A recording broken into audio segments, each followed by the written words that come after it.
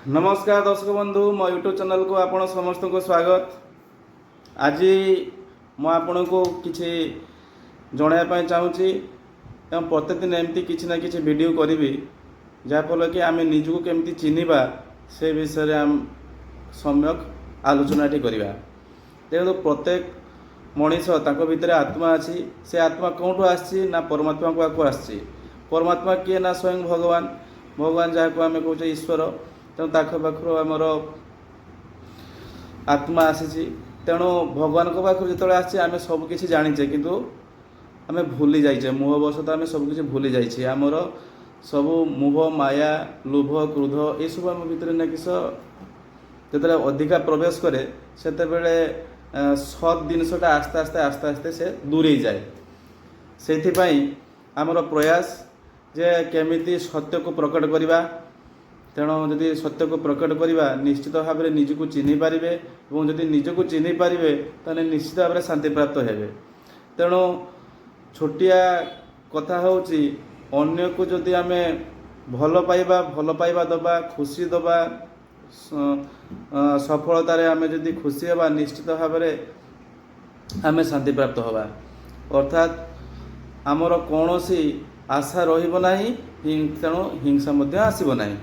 तेणु केमती आसबनी ना स्वयं निजक चिन्हे स्वयं निजक केमती चिन्हे जेकोसी कर्म करुँच से भावे जे सबकि भगवान द्वारा ही होची आमर निमित्त मात्र। तेणु यह भाविया द्वारा निज भितर ना किस कौन सी क्रोध लोभ मोह माया एसब किसी आसबनी। सबकि भगवान सबकि भगवान करुँच मोर बोली किसी नहीं। जेहेतु आम शरीर भितर जो आत्मा अच्छी से गोटे आत्मा गोटे पिला जन्म हवा पाखर वृद्ध बाजा से गोटे शरीर से गोटे आत्मा ही थाए किंतु शरीर परिवर्तन हुए।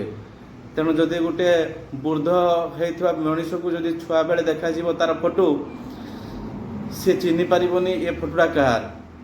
तो से भली किंतु ता देहर से आत्मा ही गोटे अच्छी। तो से भली आम भगवान पाखर आसचे आम किंतु भूली जाइए आम किए आम भितर कौन अच्छी समस्त जानी आम गोटे आत्मा आम भितर आत्मा अच्छी किंतु आत्मा जो अच्छी तेणु आत्मजागरण अर्थात निजक स्वयं चिन्हवा सेटा समस्त जापर ना। तेणु केमिति जानवे से विषय टिके सामूहिक आलोचना करवा।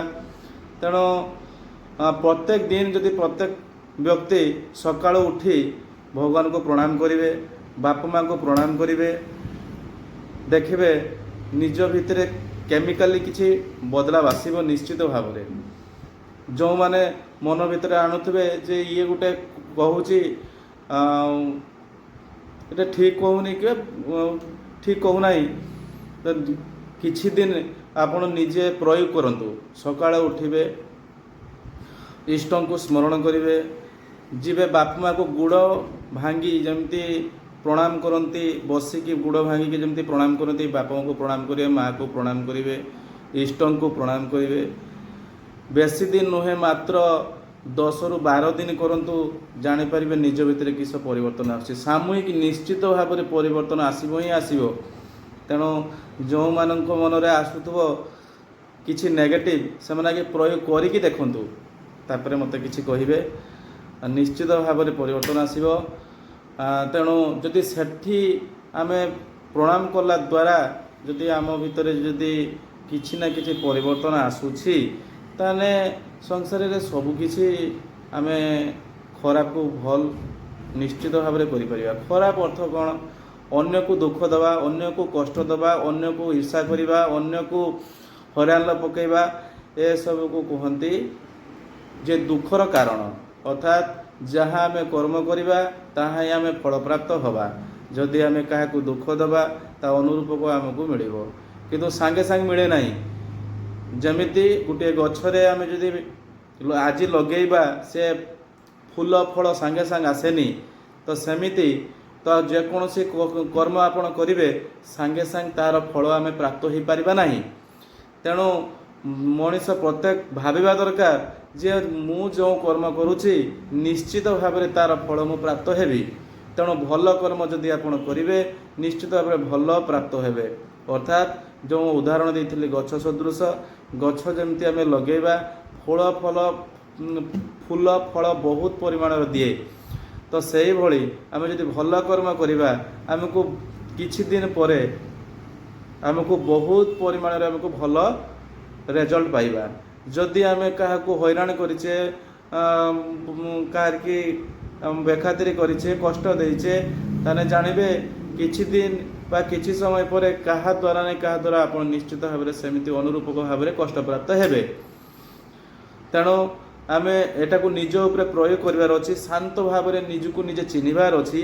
ତେଣୁ ଯଦି ନିଜକୁ ନିଜେ ଆପଣ ଚିହ୍ନିବା ପାଇଁ ଚେଷ୍ଟା କରିବେ, ତାହେଲେ ମୋ ଚ୍ୟାନେଲକୁ ସବସ୍କ୍ରାଇବ୍ କରନ୍ତୁ ଏବଂ ବେଲ୍ ଆଇକନ୍କୁ ଟିପି ନିଜେ ସବସ୍କ୍ରାଇବ୍ କରନ୍ତୁ। ପ୍ରତ୍ୟେକ ଦିନ ମୁଁ ଆପଣଙ୍କୁ ଏମିତି କେମିତି ଆମେ ନିଜକୁ ଚିହ୍ନିବା, ଶାନ୍ତି ପ୍ରାପ୍ତ କେମିତି ହେବା ନିଶ୍ଚିତ ଭାବରେ ଜାଣିପାରିବା।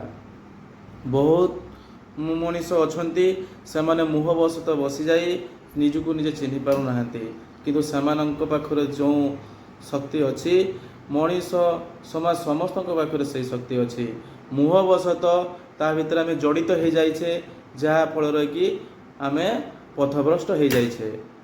ତେଣୁ ଆମେ କେମିତି ଶାନ୍ତିପ୍ରାପ୍ତ ହେବା ତାର ପ୍ରୟାସ ଆଜିଠୁ କରିବୁ। ଆପଣ କମେଣ୍ଟ ମାଧ୍ୟମରେ ମୋତେ ଜଣାଇବେ, ନେକ୍ସଟ ଏପିସୋଡ଼ ଆମେ କରିବୁ।